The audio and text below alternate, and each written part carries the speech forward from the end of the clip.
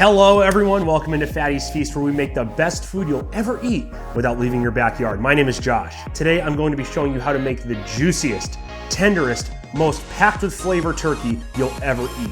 Let's get started. Now we've all had it. Disgusting, dry, crumbly, just bleh turkey, right? And obviously the turkey is the centerpiece of a Thanksgiving meal. But we're not really going for that, right? We're going for the potatoes and the mac and cheese and the squash and the green bean casserole, all that good stuff. But we're gonna change that today. We're gonna take your old, boring, typical turkey and we're gonna make it 69 times better, at least. So starting off in front of me, just your normal store-bought butterball bird. This is 18 pounds. I've noticed turkey prices are also going up now due to inflation. I think this one cost me like $130 something a pound. So not terrible, but not the best. And today we're gonna be smoking this bad boy on the Patriot Pit's Freedom 94. Last video I did was a brisket on that pit. You're gonna wanna check that out. I'll put a link here. But we're gonna start here in the kitchen, do some prep work, and then we'll throw it on. So first let's talk about brining versus injecting. Now you're gonna wanna do one of those two options. Today we're gonna be injecting this bird. And the reason for that is this is store-bought. I don't know what the process is to prep these things before they're shipped to the store. Typically, these birds are already pre-brined. They already have a pretty good amount of salt in them, so you can just like throw them in the oven and not worry about it. So I don't want to brine this and get it even more saltier. I just want to add fat and flavor to it. However, if you're buying a bird from somebody that's local, a local farmer, somebody you know, and you know they're not pre-brined, you're definitely going to want to brine it. And it's safe doing one or the other. You want to do one of those things, but I'm not going to brine a store-bought bird. Like I said, I don't know what the process is to prep these things. So because turkey's so lean, and that's why it's always so dry and sucks so bad, we're going to be injecting it with butter to add flavor, to add fat, and that's going to keep this bird moist. So as far as prep work goes, there's really not much. First off, I already removed the neck, which was in here. You're going to want to take that out. You can use that for gravy or whatever the hell you're going to use it for. I just think it's gross, so I throw it out. And then you just want to reach in here, make sure this is pretty dry. There's a little bit of ice in here still. This has been thawing for 4 days in my fridge. Now the legs are usually tucked into this thing. So we took those out, separated those out, and now we have this thing. And I'm going to cut this off because this is not going to survive the cook. Once again, you can do what you want with that. And then same thing with this right here. We're just gonna square this up, make it look good. And then I'm just looking for skin here that's not gonna survive. We can just take this right out. We're just gonna square this up. A little bit more there, that's okay. So now let's move this out of the way and look at our butter. So this is the butter I've melted down, and you can do just butter if you'd like. But I'm gonna kick it up a notch with some two-step Cajun style, and then some Tony Chachere's Spice and Herbs Creole seasoning. I'll put links for both of these in the description. I like a little heat in my bird, so that's what I'm gonna do. You can use whatever you would like. Like I said, you could just use butter if you want. It doesn't really matter. Just gonna stir this up, get it incorporated, and we'll keep stirring that as time goes on. And this here was 1 stick of butter. You can use more if you'd like. That usually works for me. And just to make life a little easier, I'm gonna pour this into a small bowl. And then over here, I just have my typical injector. You can get this on Amazon. I'll put a link in the description. But we'll just suck some of this juice up here. And then I like to just start at the breast. So we'll go in right here. Try not to go through the other side of the meat. You just do a little bit until you see it perk up. So I'm gonna use this bigger one because you can get all those herbs and stuff in here. The more holes you poke, the better chance of this stuff coming out. So I'm just being very careful not to go down the other side. Okay, so full disclosure. See, I had a little bit of an issue on this side where I poked through and it came out that way. So I'm gonna have to melt some more butter down to get it in the correct places. All right, another stick of butter melted, we're back. I'm only using the two-step now because I think the herbs were clogging this thing up. Let me see if I can get a better camera angle here. So, full transparency, I like telling you things that go wrong. So all this butter had come out because that probe was too big. Let's try it again. There we go, that looks better. Sometimes a game seeing what size probe you need. And you're gonna get some that comes out too, it's not a big deal. We're just going around just like that, very slowly, trying to get it in all parts of the breast. Now when I pull it out, you're gonna see some comes out. Not a big deal. Just gonna do a little bit more over here because I had some come out. We'll go in the rear a little bit back here. Now that's pretty goddamn plump. We put a little bit in the legs down here. This is the darker meat, so it's gonna be a little bit better. We don't need much down here. Like I said, the breasts are our main concern because those are the leaner portions. I think that's pretty damn good. Now what I'm gonna do is I'm just gonna take the rest of this, just baste it on top, just for a little bit of added butter. Now, as far as a rub goes, I'm just doing salt and pepper mix, 50-50. We don't have to get the underside of the bird because no one's gonna eat that. So I'm just doing the top. And you can just stick your hand right in and do the sides as well. A turkey is honestly one of the most awkward pieces of meat to season, in my opinion. I'm just trying to make sure I get everything pretty evenly, and I use a lot of pepper, so I'm not really concerned about that. And that to me looks pretty damn good. Now for the inside, got some garlic. All I'm gonna do is just cut this into quarters. 1 onion, same thing. And then 1 lemon. And this is just gonna add some nice flavor profile. We'll just stuff this stuff in. And I also have some fresh rosemary. Rosemary just makes everything so much better. This is our turkey, ladies and gentlemen. Now, I would shy away from putting any kind of herbs on the top of the turkey because they're just gonna burn in the smoker. You don't wanna do that. So we put them on the inside. And once again, you don't have to put anything on the inside. I'm just doing it because I think it just takes everything up a notch. So let's go get this bad boy on the smoker. Now, the first thing I wanna do actually is take out this bottom grate. And I'm gonna put this foil pan sort of where the turkey's gonna be. And then we can put this back in. And the reason I'm putting that there is so all the juices can fall right in there so I can baste the turkey later. It's a little bit smaller, but it should do the job. And here is our thick boy. This thing is heavy as hell and it's a little bit wet still, unfortunately. But I'm gonna put this breast side toward the fire. I'll keep an eye on the drippings and see if I have to move that back, but that should be pretty good right there. And now we'll shut her down.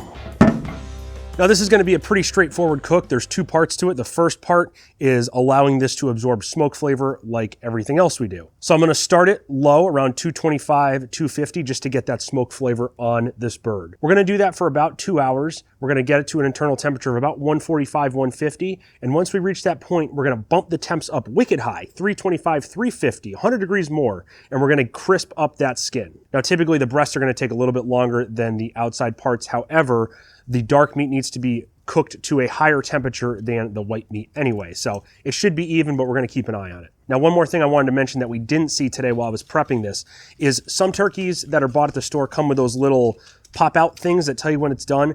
I don't trust those. I use my ThermaPen. I think that's way more accurate than those stupid things because I've had those pop or not pop and they're just a waste of time. So get yourself a good meat thermometer. You're gonna save a ton of time and effort worrying about when your food's actually done. And the other thing that some turkeys come with is that plastic piece that holds the legs together. I rip that out as well. That doesn't need to be part of this cook. So let's get our temps up to 225 and then we'll check back in a few hours. Right now I'm just using these small little pieces. These do the job very well to get those really low temps. And then we can close our door to the 2/3 mark.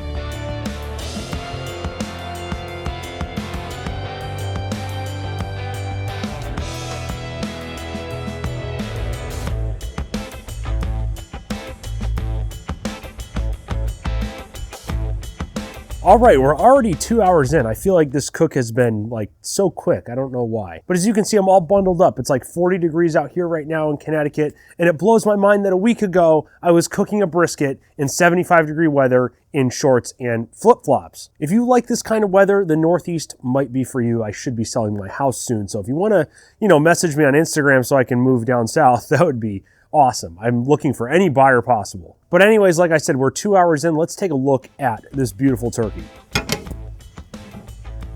All right, I put that probe back in just because I'm sitting in my garage so the wind doesn't hit me. Let's take an internal temp and see where we're at. Oh, the skin is nice and crispy already. 119, we got some juices oozing out, 122. Up top here is pretty hot, it's 140. Legs are 143. So right about here, we're still dealing with lower temperatures. That's not really a big deal. But notice here we have some great color on the edge of this bird. Look at those wings. Those are crisping up nicely. Not that we're gonna eat this part, but those look pretty good. If we come around back, looking hot. All the seasoning is sticking very well and that butter is really crisping up the skin. And as we look down at our drip pan, I'm not sure what you can see, but we're gonna be basting our turkey and all that goodness. Look at that butter. It's leaking out a little bit, but oh God, this thing's hot as hell. So I'm at the point now with the edges being at 140-ish. The front is a little lower, like I said, but that's to be expected with the breasts. They're gonna cook a little slower. I wanna start bumping up my temps. I'm not gonna go to 350 yet per se, but I think what I'll do is I'll go to about 275, 300-ish. So we're really gonna start crisping up that skin, and then in about an hour, we'll start basting. This should really only realistically take 4 or 5 hours max. But you know how this goes with me. I'm always wrong when I predict cooks. I want to show you the fire we're working with to maintain these temps.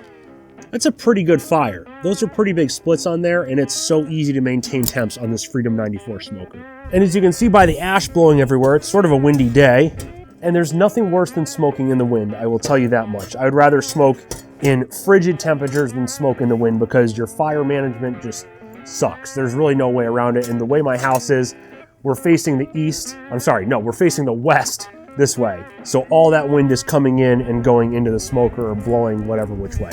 Sucks, but this is the house I bought. I wasn't into barbecue when I bought this house, so it is what it is. So what I'm gonna do now is just move this fire up a little bit. Let's put some more splits on here.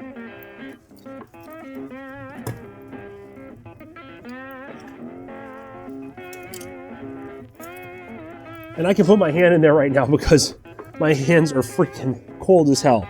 Hashtag diabetes, it's not fun. So we'll let that get going for a second, but this fire, like I said, has been so easy to maintain.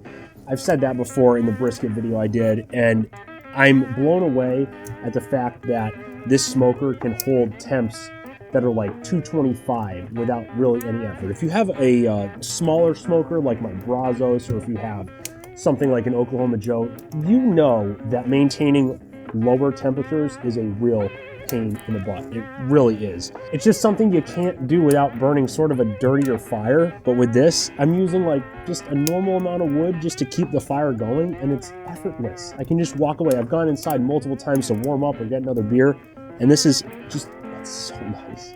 It's so nice. This insulated firebox, this whole smoker is just a champion. Look at that roaring fire already. That's, oh my God, I love this. Let's close this down. Now, I don't think I mentioned it before, but I'm using a combination of maple and hickory for this. The maple just for the subtle smoky flavor. The hickory just gives it a nice little punch. Typically, I don't use hickory on poultry, but whatever. We're just doing our thing here. Like I said, you can't go wrong with maple, oak, hickory. Those are your great woods. You're gonna have great results. So I'm gonna keep this going. I'll check back with you guys when we're really ready to bump up the temperatures. Like I said, we're gonna be hovering around 275, 300-ish right now. When I really wanna crisp this skin up, we'll check back. All right, we're an hour and a half since we last checked in. Let's see what we're working with, then we're gonna bump our temps up. Oh my God, look at that beautiful thing. I mean, that is some color. That skin's already damn crispy as hell. Look at that. She is coming along nicely. We don't have to spray or anything because, you know, it's a turkey. We're all set. We're gonna crisp that skin up. Let's see where we're at, internal. Oh yeah, we're right there, 147. Let's go over here. 147. All right, good. I was hoping for that. Up top here, we're pretty high. Just for shits and giggles, I want to see how we are all the way down. If I go as down as I can, 136. All right, so yeah, we're at a perfect temperature right now. Let me get you in close to that. You see that stuff? That's some money. That's money, dude. Look at that. And then we got some skin pull back there. Oh, this thing is beautiful. You can smell the aroma of those ingredients in the butt of the turkey. Wow. Now let's open this bad boy up. So I have been around 275. That's what we said we were gonna do. It's expedited the cooking process a little bit, and we're running out of daylight here in New England. So let's get this down to coals a little bit. I'm gonna take my shovel and get this fire near the door as I knock half the ash out. That was really good. And now we're just gonna bump this bad boy up as high as we can. Well, I shouldn't say as high as we can. We're gonna go about 350. So let's put some of these big splits on. And these have been rusting up here for a while, so this should take absolutely no time at all. There we go. That's looking good. Let's close it down. So because we're running out of daylight, this is probably the last filming I'm gonna do. What I'm gonna do with those juices, instead of basting the turkey, I'm actually gonna put it on the turkey after we cut it. So it's just like a little bit of like herb butter we can put on there. It's gonna be delicious. I think that would serve a little better than just basting the turkey itself. We'll see though. I think there's enough butter in there that we're gonna be fine. I'm not concerned at all about moisture content or anything like that. Oh, that fire's roaring. Let's take a look again. Whew, baby. Still a little windy out. Not as terrible as it was before, but. So we're gonna keep our temps around 350 degrees. We're gonna get a nice crispy skin on that bad boy. We're gonna stay warm also, killing two birds with one stone. That's a bird too, so, you know, pun a little bit. And then we'll take it inside and check out what we have.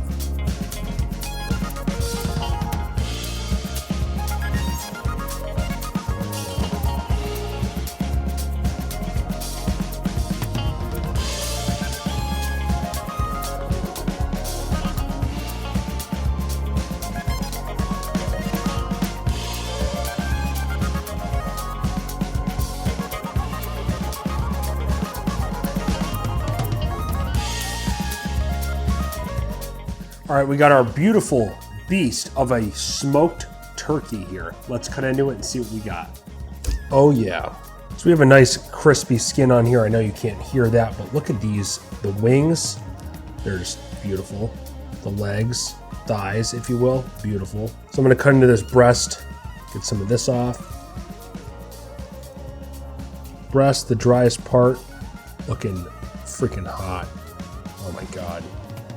Let's cut a leg off here. Nice. And a wing. All right, so first is breast. This crunchy skin. I want to try it. It's a little drier than I'd like, but I got this butter right here. So if I dip this in here, it would be very moist. The basting definitely helped, and the injection helped as well. So it's not like it's like really, really dry like I used to have when I was a child. Like that was terrible. But if I just dip it in this butter. This is all the drippings we had that came out of the turkey as we had it on the smoker. So, I mean, but it's moist. Like it pulls apart and all that. I mean, you can only get turkey so moist. But if I just put this butter in here. Now let's try this turkey leg. This is dark meat, so it should be a lot more moister, if you will. That's so freaking good. Holy shit. I don't know what I did there, but that's really good. That's packed with flavor. My God. If I could smoke turkey legs like that for a career, I would totally do that. Last but not least, let's look at this wing here. I mean, that's packed with smoke flavor. Not my favorite part of the bird, but tastes good. That's got the most smoke flavor on it because it's a wing. There's like barely any meat, it's just skin, but it tastes pretty good. Now, full disclosure, do I think putting all this stuff in the middle of the bird really helped? Probably not. I mean, I sort of taste a little bit of lemon, but I don't taste a lot of garlic or onion or anything like that, or rosemary for that matter. But if you just leave all that out, I think you're gonna get the same exact results. I mean, I can taste the Cajun seasoning just by a tad. It's not designed to make you like get really hot or anything like that. It's designed to give it a little bit of flavor. So the butter injection definitely helps. The salt and pepper on the exterior, amazing. Very simple seasoning, works very well. All in all, this cook took about 6 hours, and this was an 18-pound turkey. So if you want to do this for your Thanksgiving, give it about 6 hours and then a half an hour to rest. That's as long as I let it rest for. But I would definitely recommend this method. The only turkey I've had that's been anywhere comparable to this is a burnt to shit deep fried turkey. You heard me correctly. Burnt to shit. Like it was darker than this. So if you want the best turkey ever, you're going to want to make it this way. Trust me. Your guests will be blown away. But that's going to do it for this episode of Fatty's Feast. If you like what you saw, please smash that like button. Get my content out to more people. Over here, I'm going to put a video specifically designed for you. You're going to love it. And then over here, I will put my smoker chicken or poultry playlist. I don't remember what it is. Right in the middle, you can subscribe if you love my average face and want to see more of it. And until next time, everyone, stay safe, stay happy, stay healthy, and stay hungry.